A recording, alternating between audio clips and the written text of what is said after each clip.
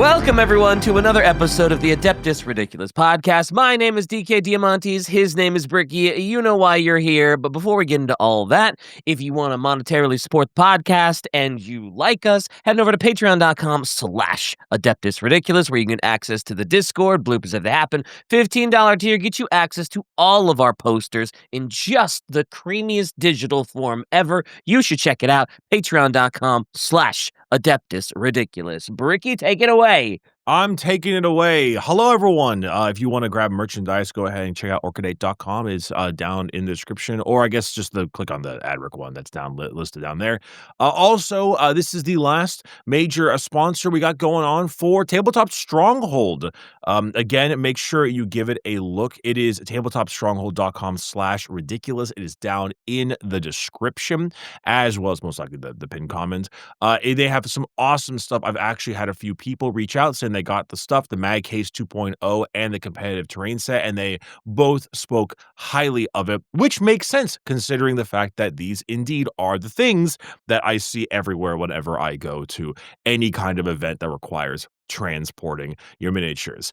It's all great stuff. They have lots of magnets, awesome kinds of weight capacity, very, very solid trays for everything that you need, flexible layouts for all of the competitive stuff you might need, like any kind of terrain stuff, and it is up to 40% off right now. So check it out, tabletopstronghold.com/ridiculous. DK, DK, thoughts on Warhammer? Go. Thoughts on Warhammer? Boy, it's a big, crazy universe. Hey, it's full of heresy, full of Xenos, and boy, I would not want to live in it. I hate, like those posts where someone's like, "Hey, what would you do if you were thrown into your favorite hobby's world?" And it's like, no. I challenge that theory. Turns Really? out, You would want to get thrown into the Warhammer universe? if I'm rich. Oh, well, yeah, sure. If you're a planetary governor, I suppose it would be the bee's knees. I'm about to say, I'm just thinking to myself, like, there's a lot of places I'd like to be in the world of Warhammer, and most of them involve some kind of aristocracy. Yeah. just like real life. Turns out that stuff is really easy.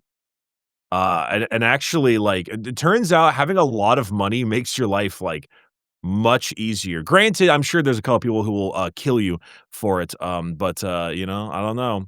Yeah, but you're rich. You can just hire just an insane amount of bodyguards, and it doesn't. As long as you remember to pay your tithes to the Imperium, you do whatever the hell you want. It doesn't even matter. That is very true. You could have sex with a Tau, and you'd be fine, right? Or some Xenos Arum, and you'd be fine because you pay your tithes. Nobody's gonna come check. Extremely suspicious as to the first thing you said being you could have sex with a Tau, but I'm just going to try to push that out of my brain at the moment. Listen, sometimes Torch Star's abs just make their way into my brain, and I just, what are you going to do? I know it's only like 3 years old, but why does that feel like a decade-old meme? It does feel like I've been saying that for like a decade, man. I'm looking back on that with like personal disdain. I'm just like, how sympathizing. Yeah. Oh my god. Yeah, Shy, it's not canon. We know. Torch Star's sweltering abs are not canon. Nothing we say is canon. Shocking. But I'm sure you may be excited for the holidays. Yes. December is here. Sure. Mm-hmm. Good stuff is coming along our ways, and we don't have a particularly long episode today. But I'm sure you've heard the lovely Christmas song "Silent Night." Yes. Oh no! And at the start of a Warhammer lore episode, you just being like, "So, heard of Silent Night, eh?" I'm just like, "Oh no!" I feel like in Warhammer that takes on a menacing tone. I mean, is there many things that don't take on a menacing tone? I mean, I guess that's fair.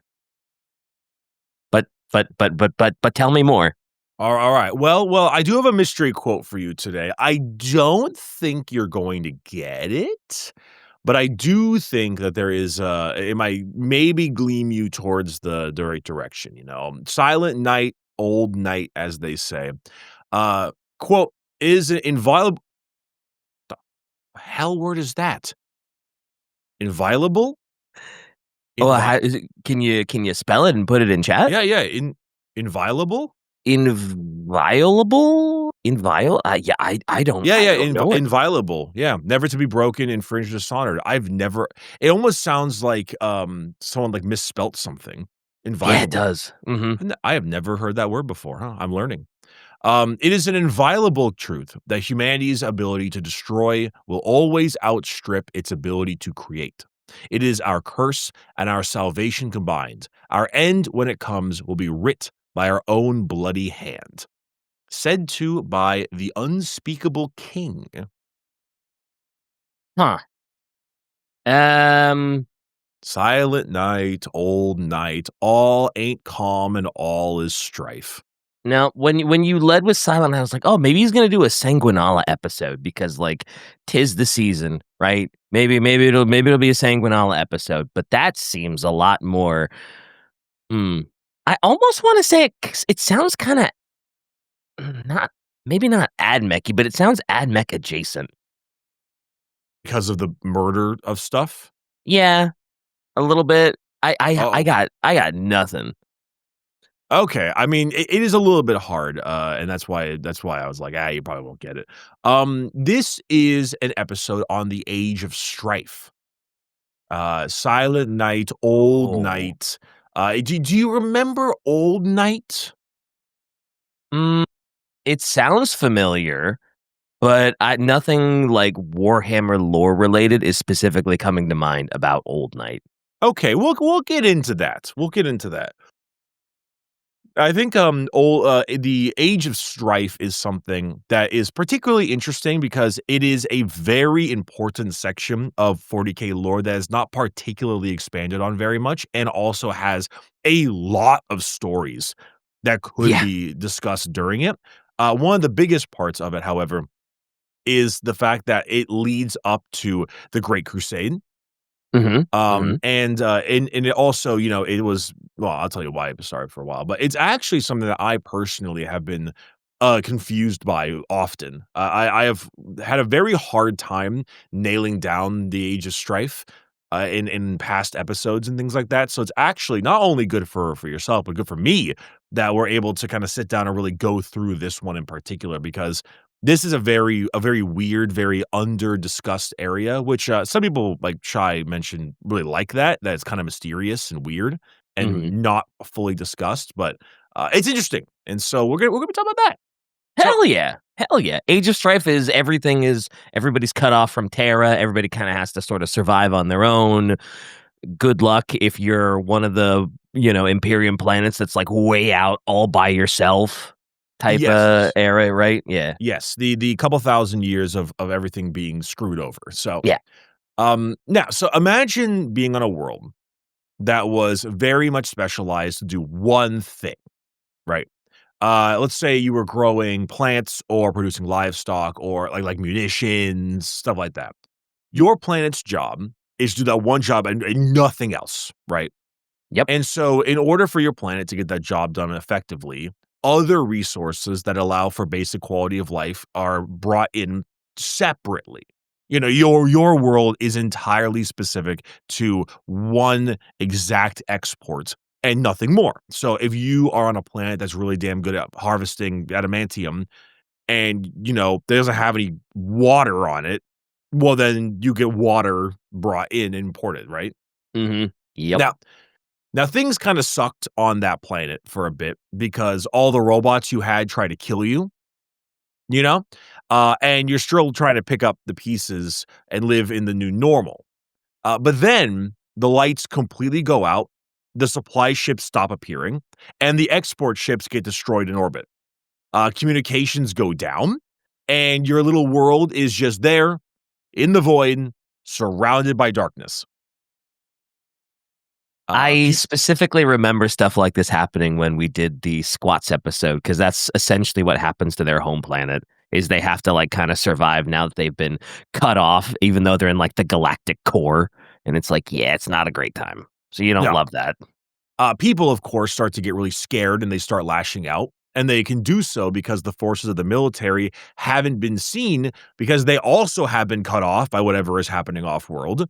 The fear expands more and more as the silence goes on for months to years to decades to centuries. And the once glorious union you were a part of on a galactic scale has completely collapsed. And that is what happens in the darkness of Old Night. So, Yay. yay, Old Night. So the Age of Strife was a really significant time during the history of humanity, where it was on the heels of dramatic changes and tragedies that they had faced only a few years prior. This, combined with powers beyond their control, resulted in an isolationist age that tore humanity to the core and has long-standing repercussions to this day. So, you know, nice casual bit of misery porn for today. Yeah. Hope you're hyped for it. Yeah, hooray! What were we saying at the, what was it that what's the last episode we did where you were like, "Oh, yeah, my life is just so great and I'm so privileged that my fiction has to be just overwhelmingly depressing so I can feel sad things for a change." Somewhat. It was, let me find the yeah, I mean, I'm a very happy guy, I have a very happy life, and so I like depressing media to go across with it, but, Hell uh, yeah. it was the most evil Twitch comment I have ever seen that says, "Local Orange County white boy with a loving family desperate to feel negative emotions." That is just well done. Just golf clapping it up for that Crushing, comment. man. Crushing, crushing. I don't know if Kind of a wait, did compliment, to be I don't fair, like, right? That's you got it. You living the good life, brother. I'm happy for it. It is the, benefit of great parents, Hell yeah. and that's that. Anywho, all that aside, yes, so Old Night, and the, end of the dark age of technology slash the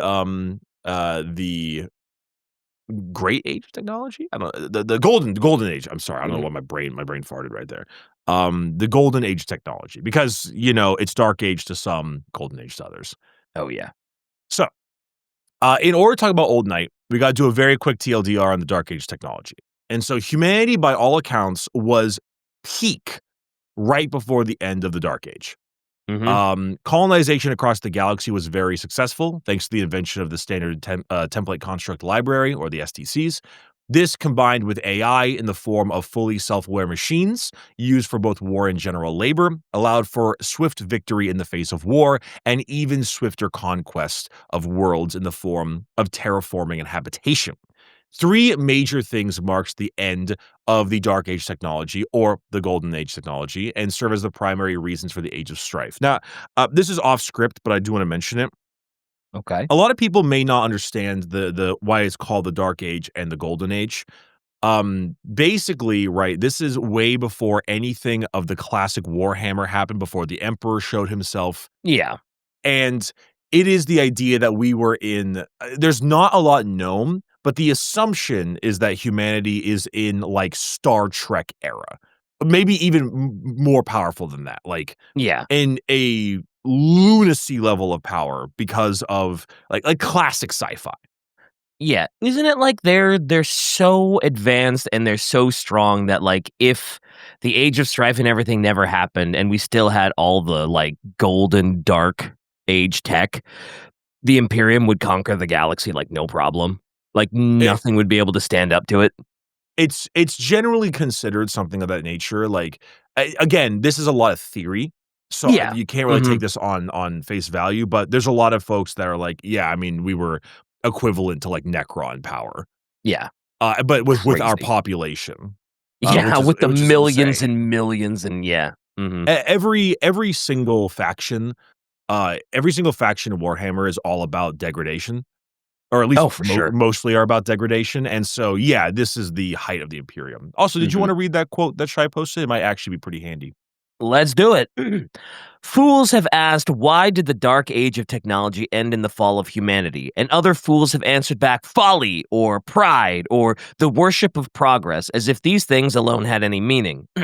The answer, as the wise know, is simple. It's because finally humanity had the arts at their disposal to make their dreams a reality, and the dreams of humanity have ever been the darkest things in all creation.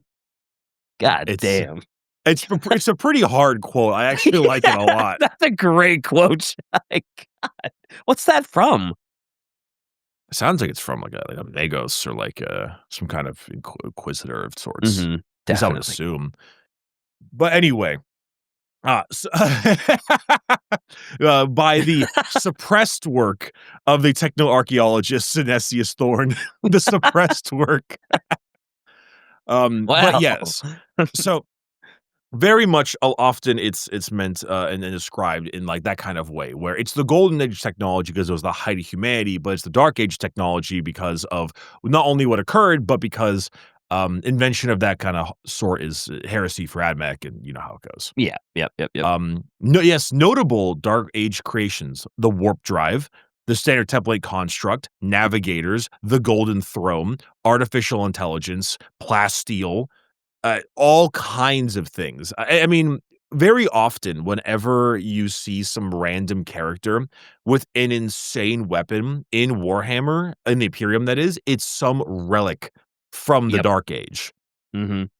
Like, I'm And pretty back then, wasn't it like, what did we say? Like knights were like, oh yeah, there's just, light construction yeah, mobiles or whatever. Yeah.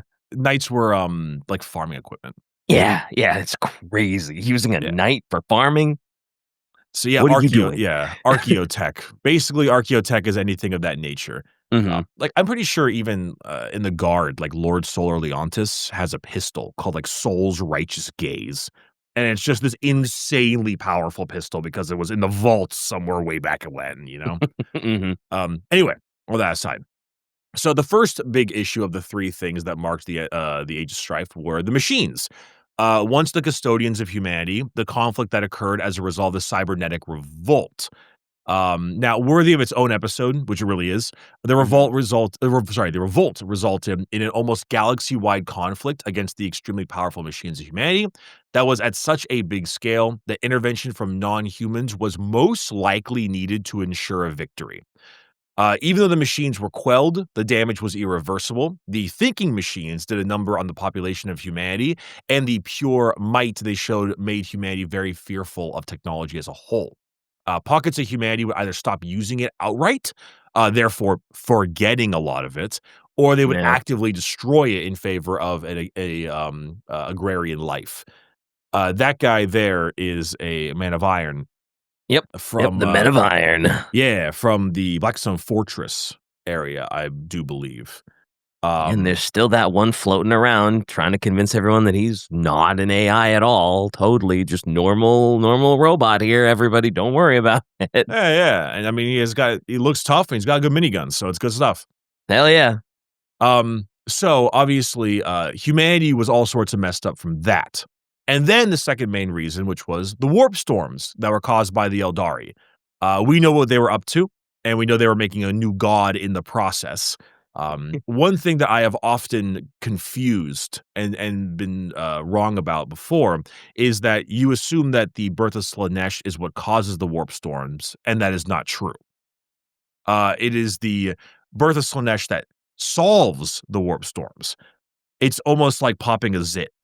It's everything gets all Oh. roiling, bad, and then Slanesh bursts out, kills all the Eldar, and then things calm again. I got Oh. that confused, and I'm pretty sure I've told you the wrong thing in the past. I got them reversed. Okay. Cool, cool, cool. Yeah, because I always thought that too. I always thought it was the birth of Slanesh that caused the Age of Strife and cut everybody off. So, Nah, no, hell yeah. I got it backwards. It was their hedonism, all of their crazy galaxy-wide shenanigans that was building up the warp storms, and then Got Slanesh you. arriving is what calmed it. Right. Um, Like you said, now like, the is it everything just yeah, yeah. it just pops.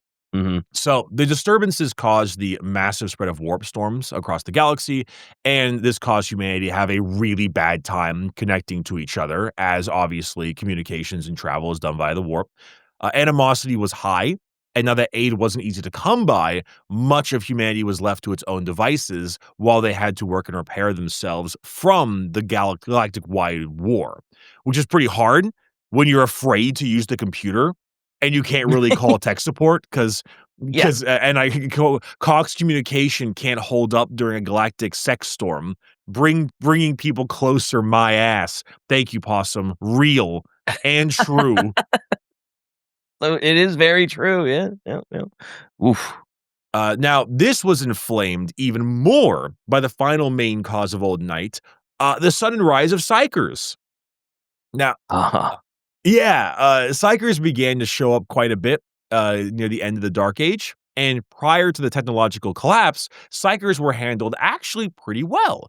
On some more advanced worlds, especially. But as humanity started to revert, a lot of people became, more wary of psychers, and, warp shenanigans also had a pretty bad impact to psychers as a whole, which are kind of lightning rods for demonic incursions.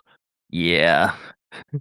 And so, there's a combination of, like, "Hey, technology tried to kill us, so we had to kill it," and also, "The devil is real and can burst out of people like the Kool-Aid Man," really did a number on pockets of humanity.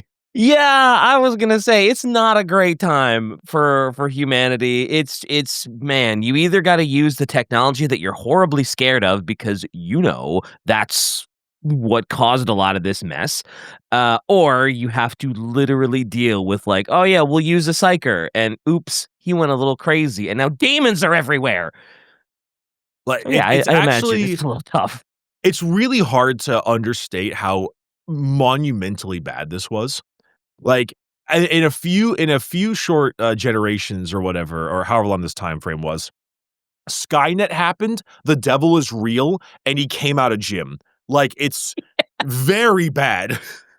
Jim was complaining about a headache and then started screaming, and where did all these bloodthirsters come from? Yeah, also, you're out of food. Yeah, you've been out of food for a while. It's Ooh. I cannot undersell it. So ooh, you wanna read which I wrote?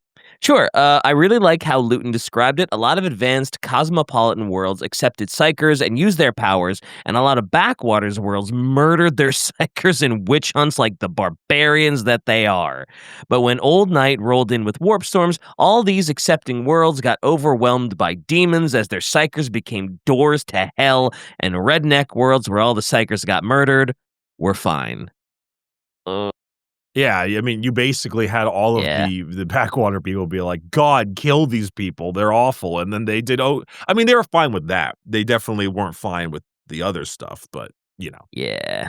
Yeah, with all those warp storms going around, I imagine any psyker that was alive was probably just absolutely not having a great time, and we're just opening demon portals left and right, and yeah. So, in almost no time at all the remarkable explorers of the void had been brought into submission, and this would be, in M25, and it would take 5,000 years for Slaanesh to be born and the Age of Strife to end. 5,000 years. 1,000 years of dealing with that shit. Oh, So, first thing first, we're gonna cover the impact of Old Night in an outward galactic manner, and eventually bring everything back to see what was going on, in Terra. Now, I really should note the 5,000 years thing, because obviously, like, the galactic-wide creation of a sex god, it's more than sex, but whatever, yeah. it does not happen overnight. And, like, we should really hammer in 5,000 years. Yeah, 5,000 years of debauchery and Like, yeah. the fact that humanity is alive at all is shocking. That's true that humanity survived, the Age of Strife at all. Is pretty shocking considering, like, the amount of psychers there are, the fact that you're completely cut off from, like, necessary resources. Like, sure, there's some planets that can self-sustain, but the fact that humanity doesn't just fucking die out from being completely isolated by warp storms is actually quite impressive. It's just I mean, human resilience, but Yeah. also it makes sense why all of these areas would end up becoming these weird, confusing planets where Mhm. have long traditions and strange stuff. I mean, 5,000 years, because a couple hundred years is bad, But 5,000 means that, yeah, you can forget all the tech. All the tech will die off. There's no way to repair it. There's no way to use it. There's no way to understand it. There's You're gonna get different cultures. I mean, shit. What was the difference in even the way a human looked in our 5,000 years, right? Yeah. Like, Crazy. it is substantial. So, anyway, so the Age of Strife, far from Terra. Though it is no longer explicitly stated as canon lore in the Leagues of Votann, the old lore of the Squats likely has some shades of consistent truth here and there. For Mhm. example, the old Squats called this period of time the Age of Isolation, and that's when the planets they had became known as their homeworlds. That's when the planets they had originally been known as homeworlds couldn't return to Terra, and they had to rely on their fellow Squats to stay united. Yep. Now, we know the kin in the leagues were freshly settling the galactic core at the time of the Age of Strife, but it's not really explicitly stated that the reason they stayed there is due to the warp storms. Um, as we said before, they became a bit more insulated due to the harsh borders of space they inhabited, and it was likely a bit more simple for them. It was difficult to leave the core in the first place, so when it became impossible, they kind of had a bit of a, "Oh, no." Anyways, Yeah. It was hard for us to leave anyway, whatever, we'll just go back to business, yeah. yeah, I mean, the galactic core is insane. Mhm. And so, the "oh no, anyways" mentality had them establish a firmer foothold because they had the ability to make what they needed to make there in the core. And especially since they did not have some long-standing issues with the cybernetic revolt like everyone else did. Now, the isolation that humanity had resulted in the isolation that humanity had resulted in the evolution of various strands of humanity in an abhuman sense. Now we have the abhuman episode, so you can check that Mhm. one out for the viewers. But for our conversation, two main things were shown here, polar opposites being the rattlings and the ogre. The rattlings developed on agri-worlds, but ones that were uniquely spared from infighting or external conflict, and they grew up in a world that was protective in its overabundance. But instead of going overboard in excess, they became more skittish and adapted to survive and thrive in what many contemporary folks would call incredible excess. Now, the Ogren Hmm. had the opposite. They developed on former prison worlds that had harsher environments that turned them into gigantic monstrosities hardened to handle the most extreme worlds. Because, again, 5,000 years. Yeah. Now, Imperial propaganda would dictate the history of most of the abhumans that were spawned during the Age of Strife, and as far as Imperial citizens are concerned, they're abominations and subhuman. But there's plenty of evidence that some worlds that devolved into an abhuman state did band together during this time. For of note, the Kivor Enclavium, or Enclavium, I guess, was a group of multiple adhuman worlds that were unified, and were unfortunately brought into compliance by the combined forces of the Imperial Fists and the Death Guard Yeah, of during the course. Great Crusade. Yippee yippee. Yeah. I think old squat lore also had something similar, like, oh yeah, the squats are short and stubby because, well, they're stuck on a planet that has ridiculous gravity on it. So after a while, you just kind of to deal with Yeah, it. you just kinda get a little squish. Yeah, Yep, get a you little get a little hardened. squatted. Mhm. Now, the existence of something like the Kivor Enclavium brings up one very important thing, which is even though it was very, very difficult, travel between worlds was still somewhat possible in a very limited sense. And some would form these really nice mini empires that would be fun to reconquer after the storms chilled out a bit. Now, a vast majority of them will be lost to time because Big E wanted wanted the number to be kept up, and the stories didn't matter so much, like Mhm. the Aretian technocracy. But the most notable pre-Crusade empire that formed during the Age of Strife is of the Interrex, of course. Oh, yes. The Interrex were a highly advanced form of humanity, both in society and genetics. They were taller than the average human. Their biology included bat-like ears and allowed them to communicate without the use of normal human language.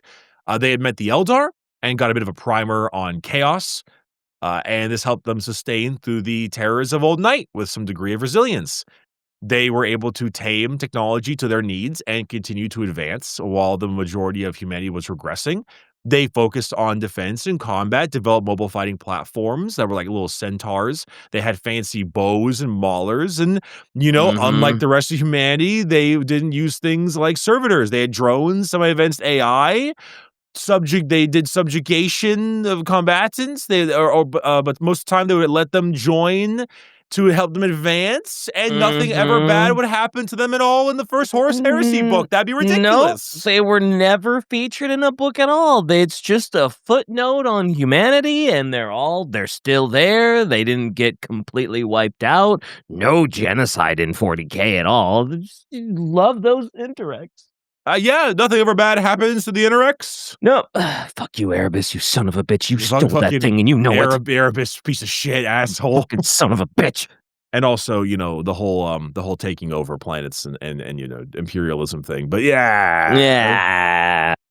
Yeah. Yeah. Funny man steal funny life. Hee hee ha ha. Ha Funny ha ha knife. ha. Funny knife, yeah. Funny knife, haha. Damn you, Erebus. Damn you, Erebus. But anyway, we'll get more into the following guys in the future series, but the Arrhenius continuity were another small empire of humanity that was able to thrive during the Age of Strife. They were able to remain unified due to a series of warp gates that connected the worlds together, and the continuity was ruled by the techno-nobility of Iron Lords. They carved out about 6 or so worlds in their name, which is pretty cool.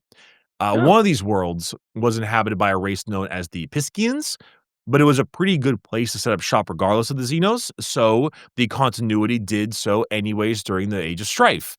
They turned it actually into a massive manufacturing world that served as their capital, named Arrhenius, I guess. And the world would eventually suffer attacks through the warp gates, and only the capital would remain, which is hysterical because that capital would eventually be known as its more modern name, being Necromunda. aha! Let's Aha! go. Hey, I know that name. I'm soy jacking my brains out. His brains are out. Though we do have specific pinpoints for the collapse of every single world. Sorry, well, we definitely don't have that. We do not have specific pinpoints for the collapse of every single world during Old Night. We're very aware of the end results, the development of the feudal night worlds, of course. But for example, the most universal side effect of these worlds is them being not connected and therefore often dying. Yeah. The worlds that were selected as settlements during the Long March were done very strategically. They were a bit more on the outskirts so as to not be involved in direct conflict with anything more going on inward, and they could be preserved. The power of the suits and those who were able to control them were responsible for the custodianship of these worlds to begin with. So as they became more isolated, they were inevitably viewed as powerful leaders. Plus, even prior to their landing on the worlds, the Long March's colony ships were very much insular communities to begin with, so the rungs of leaders were formed even before they landed. Cool. Now, if you have the further Sol system, of course, and the actual Sol system ourselves, we are hit with a bit more of a scattered history, with the except for the area around Saturn. We do know of 2 specific cultures around Saturn that existed during that time, and the first one known as the Ringers. I'll give you $20 on where they were from. I don't know. What planet in this whole would have rings, eh? Well, I'm talking about Saturn, so I'm being slightly sarcastic. I know, but we got 3 planets with rings, man. Well, yeah, but usually when you think of like planets, you think the rings of Saturn. You don't think Oh, like the rings of Jupiter or like the rings of well, yes, that is. Neptune? What rings to Jupiter? Yeah, Jupiter has a Neptune. couple rings. What They're really does small. Jupiter I'm pretty have sure Jupiter rings? has like really like thin rings, doesn't it? Okay, yes, okay, yes, the very faint ones. Okay, I guess Yeah, I they're was real. like, They're not like you. It's not something you would classify Jupiter for. Jupiter is the storm. yes. Saturn is the rings, but Jupiter does have like really thin rings. So you could. My hands are up. My hands are up. I was specifically referring to Neptune and Uranus. Um, but you know what? That's more than fine. I actually I I might won't be being lie. a little pedantic right now. Well, So. I know I learned something today. I did not know Jupiter had rings. Oh, okay. Hell No, yeah. I genuinely did not know that. I mean, obviously, the rings of Saturn is the first thing I think about, but Yeah. I did not know Jupiter had rings. Also, that image is sick, Shy. Oh, hell yeah. Those, Is like, it old school, like, looking posters, maps are always so that's really, really cool. I'd hang that in Um, my room. Same. But of course, they were the ringers, and, they for the most part, all we know about them is that they existed until the point where they didn't exist anymore, thanks to the Crusade. Mhm. And more prominent facets of humanity around Saturn during the Age of Strife were the Saturnine Ordo, which was a highly militant regime, and during this time based on Saturn's moons. A discipline that was fully matched by the might of their void armor and the strength of their fleet, which was the Saturnine fleet. They would entrench themselves pretty heavily until they eventually incorporation into the Imperial Army. Hell Which, if I'm yeah. not mistaken, I hear Saturnine a lot when it comes to various like weaponry and stuff like that, which makes sense. I usually hear it with the Saturnine. Is it the armor? That's the big chunky armor with the big shoulder plates and stuff? I think it's yeah, Saturnite. Oh, I thought it was Um, no, Saturnine. you're right. It is Saturnine. Okay, I'm cool, thinking cool. of something else. You're right. Yes, the really big shoulder pads, the Saturnine. Yeah, those chunky boys. Yeah, they are. I gotta be honest. Those new minis are sick. They look really cool. Yeah, they do look pretty dope, actually. They Especially are a bit goofy, they but showed it off with a great paint job too. yeah, they are a bit goofy, Mhm. but I do like them. Agreed. They look cool. Now, of course, there was Mars. Now, Mars had a very bad time during Old Night, but they showed a hell of a lot more ambition than Terra did. Now, during the Dark Age, Mars and Earth coexisted pretty well, and they had developed into this proto form of a hive world. And of course, the Age of Strife's warp storms put a major end to this, and even their closest ally was unable to reach them. It was also really busy during that time, so saving Mars wasn't really on the list. But Mm. early on, there was still some attempts to control the solar system by both Mars and Earth, but then the storms got really bad, and Terra would go completely silent. Mars was able to be settled pre-Age of Strife thanks to the atmospheric shields in place that gave it a livable atmosphere, but the warp storms knocked those out. And then Mars was exposed to giant amounts of radiation, and so the population had to flee underground into the bunkers for survival. Of course, not all of the Martians were able to escape to the bunkers of safety, and the ones that roamed the surface were either killed by the radiation outright or the rogue AI constructs that roamed the surface. Now, those that would survive would mutate and evolve into rogue bands of cannibals and attempt to conquer the planet's surface, notably a band known as the Psi Carnivora. The Martians underground would reunite under their worship of the machine, as we know, Mhm. and they would take their own form of a general culture and become the cult Mechanicus.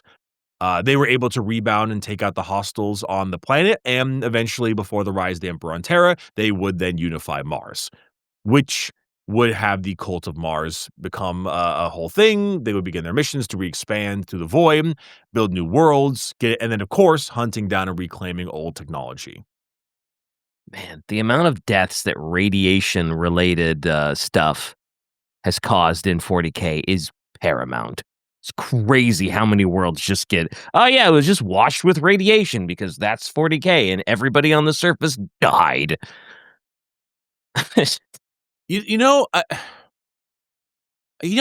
have a I'm learning a lot today, you know? I'm learning a lot today. I'm curious. Radiation, radioactive materials, Mhm. are those exclusively man-made? I don't think so. I think isn't plutonium like relatively I don't wanna say naturally occurring, but, like, it's like a mineral that, like, you can farm that naturally occurs, right? Shy? Yes? No? Maybe? I remember because I know, like, every element on the periodic table of elements past a certain point is radioactive Mhm. because it can't handle its, size, right? Oh, space is full of radiation that's emitted by stars and space gases and nebulas, etcetera, and Yes, no, for space, I totally I for space yeah. shit, I know about that. I'm referring to particularly the rocks. Let's see. Okay, natural resource. Oh, well, this is Google's AI, which I don't trust. But I was gonna s radon gas from the soil, radioactive elements from the Earth's crust. Okay, okay. I guess I was a little bit curious if the sheer volume of radiation needed for, like, powering things like nuclear plants and stuff could only be relied on man-made situations, Mhm. or if it's, where the stuff is found from. I don't remember very much about radiation. It's something that I only know of as bad and, pinging you with a bunch of electrons and causing your life to go to shit. Yeah. I'm this is a learning day for me. I'm asking all the stupid questions so I can get my stuff rolling. Turns out Jupiter has rings. Holy shit. Yeah.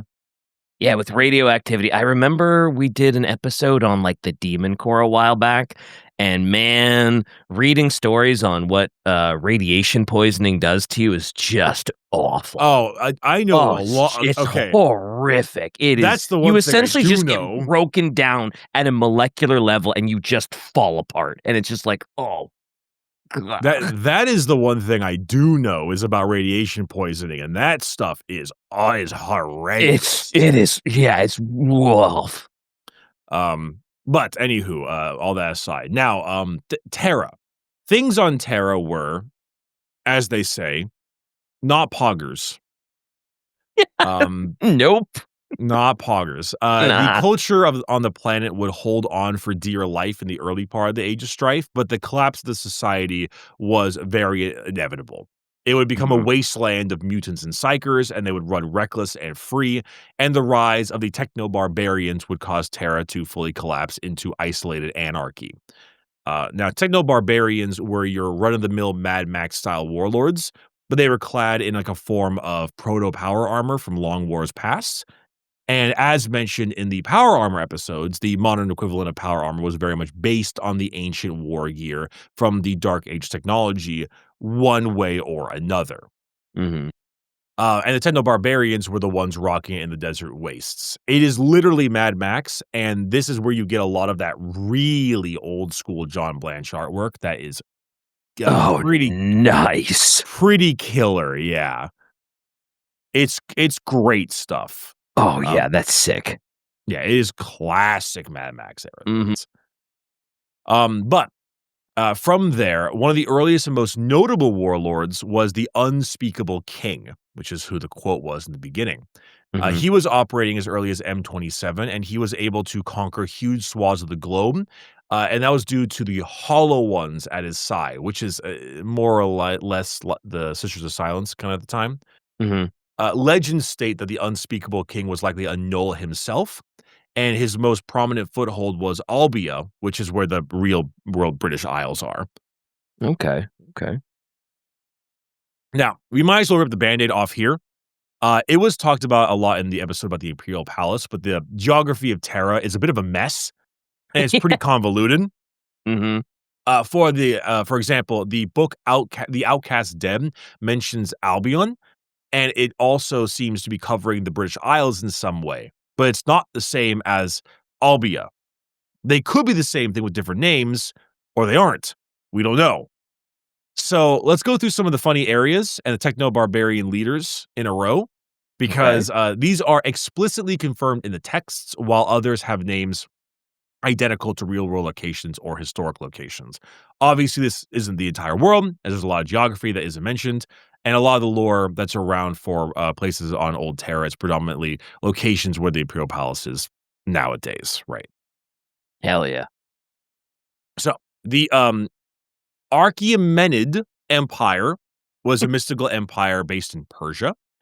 Afrik, Afrik, is Africa, and there are two confirmed large factions within Afrik: the Ruby dynasty of Adeji, the strongest foothold in East Africa, and Northern Africa was known as the Nordafric conclaves and home of Jozir, which is a walled sanctuary of lush oasi, whatever. Okay. Akkad was ruled by the Great King and is located in Central Asia. Boeotia was a nation that would eventually be ruled by King Cadmus and the Yselti family, and it's about where Greece is. The Caucasus wastes are in the Caucasus, so Georgia, Armenia, Azerbaijan, Mhm. and their ruler was known as the Ethnarch, which would be a power, and the Ethnarchy would be a powerful holdout during Old Night, thanks to them having power field generators. Ooh. Salonia takes its name from Sri Lanka, and the former name of Ceylon. Europa is Europe. Huge surprise on that one. Yeah. Franc is likely France. Sudmerica is obviously South Africa, and the nation of Hebrasil was held firmly by various warlords, including Dalmoth Kin, Hebrasil, Brazil. Yeah. Ind is a subcontinent of India. Founded by the priest king Maud Sen, the Maud Sen Confederacy was based in the Nordic countries, and they would operate alongside the Scandian, Techno-barbarians. Yeah. America is America, and despite it being a wasteland, it had quite a bit of power, courtesy of the families that held a foothold there with immense wealth. Damn, we living in Merca. Ah, yeah, America. Old Muscovy is likely a reference to the medieval Principality of Moscow. The Pan-Pacific Empire, which was a particularly gigantic empire located around the Pacific Ocean. Sumatra is Sumatra. Mhm. The caterpillar cities of Taiga are likely a reference to the series of northern lands across the top of the globe in reference to the snow forest biome of the world. The Ural Mountains were controlled by the Terra clan. Ursh was a nation-state that contained the majority of Russia, as well as Central Asia. And lastly, the Indonesic bloc was a collection of nation-states in Indonesia, which there's a fan-made map of it currently in the Mhm. Techno-barbarian states in pre-unification Terra, and as you can see, it looks fucking weird. Yeah, it sure does. Shai just posted that, and I was like, "Whoa, that's super weird." That is oof. Yeah, it's not great being on Terra right now. This looks like it sucks. Like, You may obviously, the map also looks weird, but it's like there's no water. I'm assuming the Great Ocean is, like, actually water, and maybe you could get some melted ice from the poles, but ooh, mama, that is a wasteland. it's ironic because, you can see the Great Ocean all the way on the side, kind of where you would see, Hawaii and those Yep. kinds of areas, but everything else is just the wastes, which actually means that it does allow them to slice up the map like this, because if it's the waste, it's just goddamn nothing, you know? There's nothing, yeah, oh, man, that sucks. Also, these are the techno-barbarian states, so, obviously, they wouldn't control the same kind of land that we would have now. True, true. Also, like, the only green that's around is in, pseudo Brazil. It's the only greenery, that everything else is just brown. There's some green up in, kind of like in the Balkan area. The, Yeah, I guess so. the ethnarchy and Mhm. over by the Caucasus wastes, and there's a little bit over in Atlan and the Saragorn Conclave, Yeah, but it's but mostly Brazil. Gee, that's so crazy looking. actually, that's not even green, that looks like water actually instead. Oh, is it? So you might be right, it might be the jungles of Brazil that might be the only green I see on here, everything else Yeah, appears to be mostly water. it's crazy. It's a not a great place to be in, yeah? Nope, would not wanna be here at this time. Nope. So, we can assume that obviously most of these were the product of the Age of Strife itself, as most of them were directly mentioned during the Unification Wars. But of course, we don't really know how countries and continents were split up during the years leading to the Age of Strife. But the Mhm. structure of these nations implied that there were ways the various warlords and techno-barbarians carved out the surface as things collapsed. We also don't know exactly what happened that resulted in the rise of the techno-barbarians on the surface. We know that the early years of the Age of Strife had Earth and Mars at least attempting to work together to retain control of whatever they could, but then radio silence. Yeah, Which that's always good. yeah. Now we could probably guess that it was just a slow burn that resulted in everything capsizing all at once. Humanity had spread itself pretty far, but all the planets were still pretty reliant on one another, and Earth was likely the most reliant on others, as resources and data was brought to it regularly, because Earth was probably mined and taken out the most. Yeah. Now, with Earth being cut off, the resources ran very dry, and the fear of it being the end times kind of made a self-fulfilling prophecy. In fact, after Mars was claimed, the priests did make their way to see what happened to Terra in the middle of all of this, what was going on, and they saw the firsthand horrors on the surface and the anarchy, which made the priests of Mars freaked out, and they said, "Screw Bet. this. We're going back to Mars. We're gonna work on exploration and expansion instead." We're going back in our bunkers. Screw that. Whew. It is real shenanigans. Yeah. It's crazy because whenever I think of Terra, it's all just like, oh yeah, as far as Warhammer and the Imperium, Terra is like the center of humanity, the center of the universe. They've got all the stuff. They've got all the, and just that there was a time where it's like, oh yeah, it was just techno-barbarian, desert, wasteland, Mad Max is just like, I don't know why, but that's like the hardest thing for me to wrap my head around is that Terra is just a wasteland. And it's like, damn. I always think Yeah, of, like, just Golden Throne, Space Marines, cities that go reaching into the sky and just excess, and it's just like, nope, they got, like, nothing. then absolutely zip zilch. Yeah. Now, of course, had it not been for the rise well, sorry, the Mars priests, right? They basically Mhm. thought that their former allies on Earth were doomed to this level of self-annihilation, and so if it had not been for the rise of the Emperor, even with, like, that would basically be the case. They would just all wasteland kill each other. Mhm. And so once the Emperor did arise on Terra, things started to, clean up a bit. But even with his rise and the unification of humanity being reassured, the scars of the Age of Strife is still a permanent scar etched in the souls of every human. The galactic destiny that was held by most of humanity was shattered. And the thing that made it even worse was the fact that this destruction was brought upon themselves, generally by themselves. Obviously, the Eldar Warp Storm stuff is a real kick in the teeth, no doubt, but, the gigantic mechanical Civil War apocalypse was not very helpful either. No, they both definitely had heavy, um, factors in why this all happened, and god, what a fall from grace, though. To go from, like, dark age of technology to techno-barbarian is crazy. Yeah, I'd even get Big E in his big Techno-barbarian getup, which is pretty cool looking. Hell yeah. The Now old art.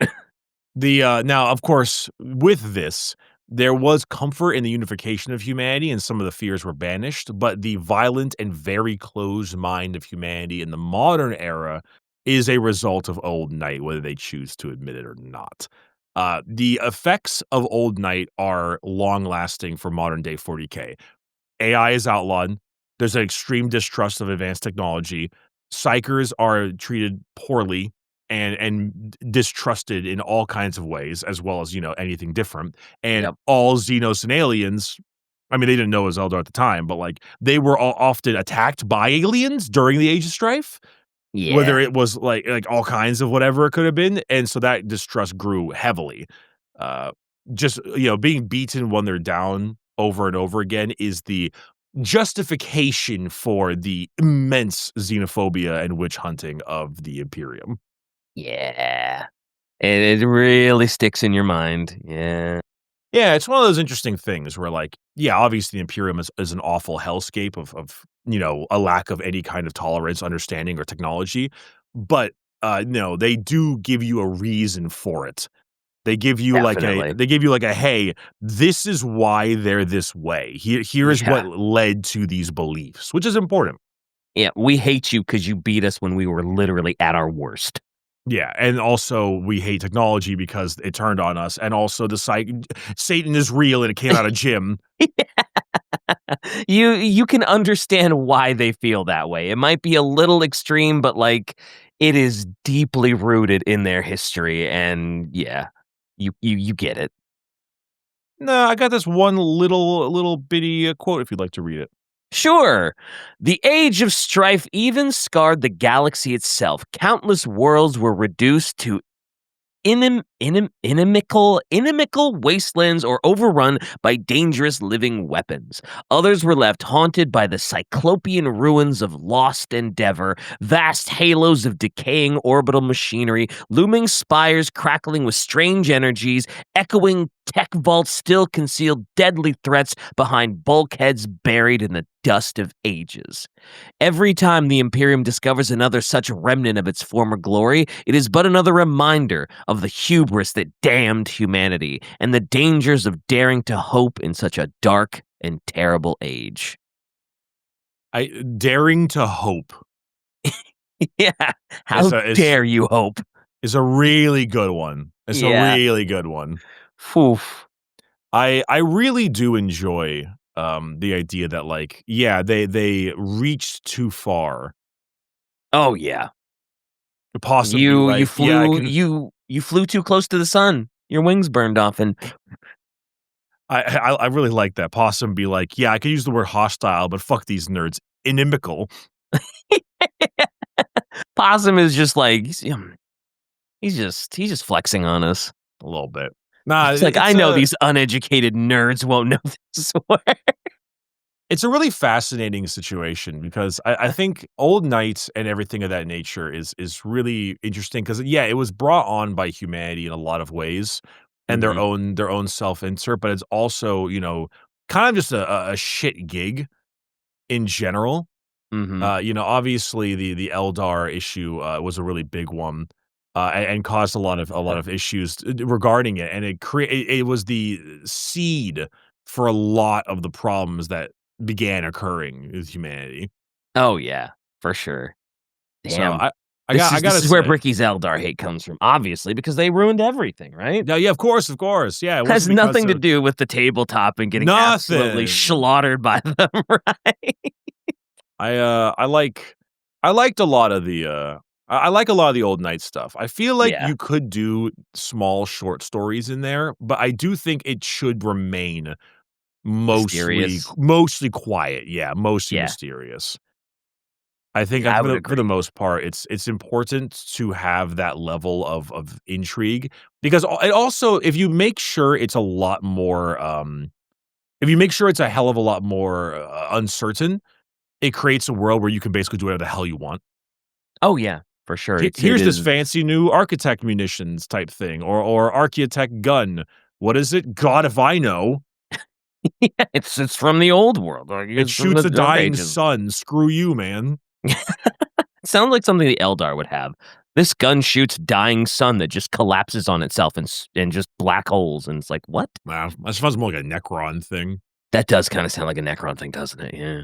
Yeah, most a lot of Warhammer stories are born because of some weird Dark Age thing that does crazy stuff. I mean, hell, the first book of Gaunt's Ghosts is them returning on a Man of Iron machine that was ended up being Right! chaos corrupted.